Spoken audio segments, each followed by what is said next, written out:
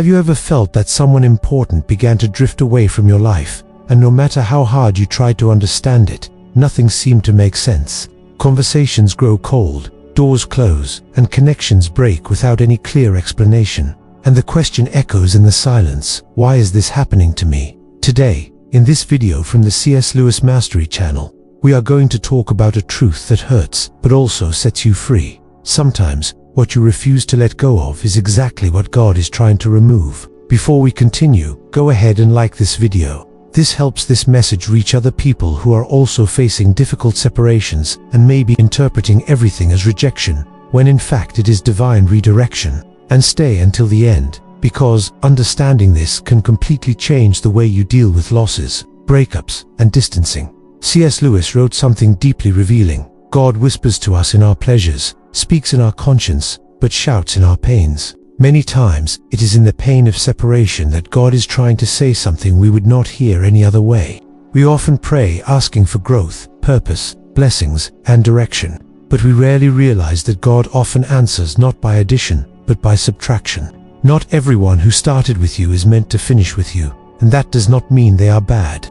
It simply means they were not designed for your next season. The Bible shows us this clearly in Genesis 13. Abraham and Lot walked together, both blessed, both prosperous, but there came a point when living together began to generate conflict. The herdsmen quarreled, and the atmosphere became heavy. Then Abraham, with spiritual wisdom, does something surprising. He chooses peace over attachment. The separation was not rejection, it was protection.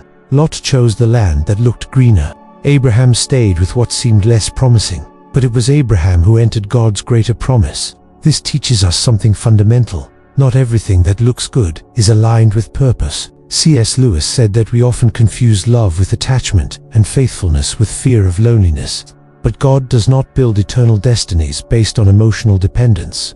When God begins to create distance, close doors, or generate persistent discomfort, this is not cruelty, it is divine pruning. And Jesus was clear in John 15:2. Every branch that does not bear fruit, he cuts off. Notice something important. It is not the enemy who prunes, it is the Father. And the Father only cuts what is preventing the growth of the whole. Perhaps you are trying to hold on to someone God has already released. Perhaps you are insisting on maintaining a relationship that has already fulfilled its role. Perhaps you are fighting against the separation that heaven has already decreed. And here is the central point of this video. God does not remove people to hurt you, but to prepare you. Throughout this video, we will reveal clear and biblical signs that God is trying to remove someone from your life, not as punishment, but as a divine strategy for your destiny. And these signs are something almost everyone ignores, but the Bible treats as spiritual authority. Next, you will understand why the loss of peace is never just an emotional detail, and why ignoring this sign can greatly delay the fulfillment of your calling. If this introduction has already spoken to you, write in the comments, "Lord, give me discernment." Let's continue. There is a specific moment in the spiritual life when God stops speaking loudly and begins to speak through silence, not with thunder, not with spectacular signs, but with something much more subtle: the withdrawal of peace. The Bible is extremely clear about this. In Colossians 3:15, Paul writes, "Let the peace of Christ rule in your hearts." This word rule is not poetic. In the original language, it refers to someone who decides when the game must stop. In other words, peace is not an optional feeling. It is a spiritual criterion for decision-making. And here begins the first sign that God may be trying to remove someone from your life. When that person's presence consistently steals your peace. Pay close attention. We are not talking about occasional discomfort, a one-time disagreement, or a difficult conversation. We are talking about a pattern.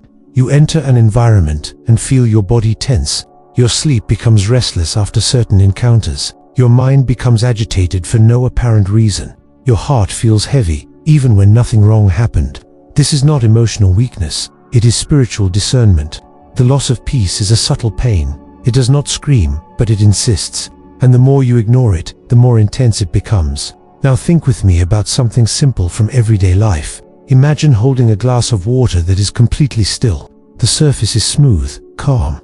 But every time a specific person approaches, the glass starts to shake. The water becomes disturbed. Nothing changed in the glass. What changed was the external interference. Peace works exactly like this. When someone enters your life and your inner field repeatedly becomes unsettled, God is saying, "This is not aligned with what I am building in you." And here is an important point. Peace is not the absence of conflict. Jesus had peace even before the cross. Paul had peace inside prison. Biblical peace does not depend on circumstances. It depends on the right presence. That is why, when a person removes the sense of God's presence from within you, even without saying a word, this is a warning.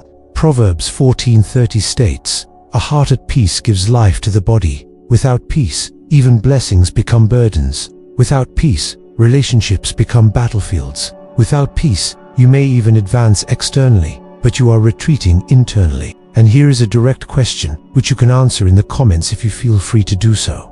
Is there someone in your life today who, every time they come close, something inside you closes? This is not coincidence. C.S. Lewis said that one of the greatest spiritual traps is confusing faithfulness with attachment. Sometimes we think staying is a sign of love, when in fact it is fear of obedience. But look at Scripture. When Jonah runs from his purpose, the text says he was restless on the boat. The sea rages, the environment enters chaos. Why? Because he was in the wrong place, with the wrong people, going in the wrong direction. Peace is God's guardrail on the road of your life. Romans 8:28 remains true even when it hurts. All things work together for the good of those who love God, including separations, including distance, including discomfort you cannot explain. Before moving on to the next sign, I invite you to do something simple but powerful. Write in the comments, "Lord, teach me to protect the peace that comes from you," because when you learn to guard peace, you learn to guard your destiny. Let's talk about something even more sensitive. When a relationship begins to pull you away from your purpose, not all at once, but slowly, almost imperceptibly, there is a type of loss that does not happen all at once. It does not come as tragedy. It comes as distraction. You don't notice it at first. There is no blatant sin, no dramatic rupture, just a small distancing from what once burned in your heart. Prayer becomes shorter. Reading the word becomes rare. Purpose, which once pulsed, now feels distant. And when you realize it, something precious has already been stolen. The Bible shows this painfully in the story of Samson. He did not lose his strength suddenly. The text says something even more frightening. He did not know that the Lord had departed from him. This is the danger of relationships that do not come to destroy you quickly, but to slowly pull you away from the center of God's will. They do not turn off the light all at once. They simply dim the brightness. C.S. Lewis says that the enemy prefers to lead a person to hell by a gentle, comfortable, almost imperceptible path, rather than through great scandals. The same principle applies here. Some people do not pull you into the abyss. They simply lead you away from the mountain where God called you. Think about this practically. How many times have you stopped doing something you knew was spiritually important to avoid conflict with someone? How many times have you silenced a conviction to maintain a relationship? How many times have you felt you had to choose between pleasing God or pleasing a person, and chose the person? This is a serious sign. Purpose is fragile like a flame. Some people are oxygen. They blow faith, courage, and vision into it. Others are water, not because they are evil, but because they are misaligned with the calling God placed on you. And spiritual alignment is not a detail, it is survival. Scripture is clear: do not be unequally yoked. A yoke forces two to walk in the same direction. If you are walking toward God and the other person is walking away from Him, someone will be pulled off course. And it is almost never the one more committed to the kingdom. Here is a direct question, and I invite you to answer it in the comments if it resonates with you. After this person entered your life, did you grow closer to God or further away? This question does not lie. God does not remove people to punish you. He removes them to protect you. When someone begins to pull you away from prayer, the word obedience and integrity, insisting, is not love. It is disobedience. Sometimes the greatest act of faith is not staying, but letting go. And it hurts. It hurts because many of these people were part of your story. But C.S. Lewis also reminds us that God is not cruel when He asks something of us. He only asks us to release what, if kept, would eventually destroy us. Letting go is not losing purpose. Letting go is preserving the calling. If this is speaking to you, stay until the end of the video. The next signs will touch even deeper areas, the ones almost no one likes to face. There is a type of weariness that does not appear immediately, but slowly corrodes the soul. Constant conflict. It is not an occasional argument, not a healthy disagreement. It is the feeling that every conversation becomes a battle. Every attempt at closeness ends in tension, and every interaction requires more defense than surrender. The Bible asks a simple yet profound question in Amos 3:3. Can two walk together unless they are agreed? This question is not rhetorical. It is diagnostic. God-led relationships are not free from conflict, but they are marked by resolution, growth, and restored peace. When a relationship turns into a permanent battlefield, something is out of order. God does not build destiny on soil of contention. Abraham understood this early. In Genesis 13, the conflict between the herdsmen of Abraham and Lot became unsustainable. And notice, Abraham did not wait for the relationship to become fully toxic. He acted with spiritual wisdom. He chose separation to protect the promise. That was not rejection. It was preservation of the calling. C.S. Lewis said that internal disorder often manifests first in relationships before revealing itself in major spiritual collapses. When conflict is constant, something precious is stolen: clarity. And without clarity, you begin making reactive decisions rather than spiritual ones. You speak to defend yourself, not to edify.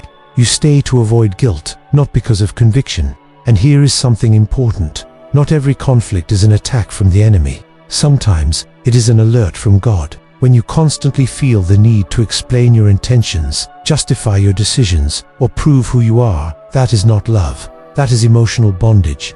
Relationships sent by God produce inner rest, even amid challenges. Relationships He is removing produce constant exhaustion. Proverbs 17:14 warns us, starting a quarrel is like breaching a dam.